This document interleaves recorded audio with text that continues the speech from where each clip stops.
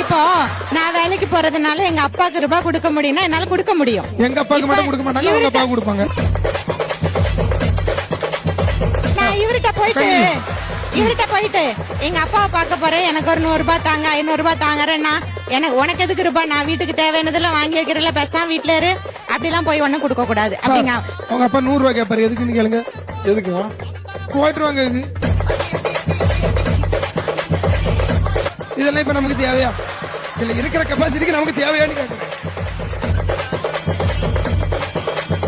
Sir அவர் என்னத்தை வாங்கினாரோ அது ரெண்டாவது, தன்னோட தகப்பனுக்கு நான் கொடுக்கறதுல இது எனக்கு ஒரு சந்தோஷம். அப்ப என்னோட சம்பளத்துல நான் கொடுக்கறதுல உங்களுக்கு என்ன கஷ்டமா இருக்குன்னு நான் கேக்குறேன். எங்கப்பா நீ 150 ரூபாய்க்கு ஓட்டர் கேட்டா கொடுக்க மாட்டேங்க.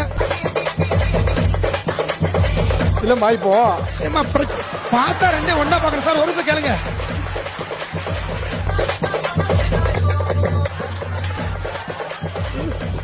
எங்க வீட்டுல ஒரு ஃபங்க்ஷன் வைங்க, அன்னைக்கு எதுவுமே செய்யறது இல்ல.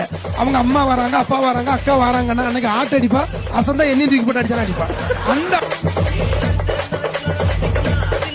அளவுக்கு பாருங்க, மனசுல உள்ள பாரமே குறைஞ்சிருச்சு.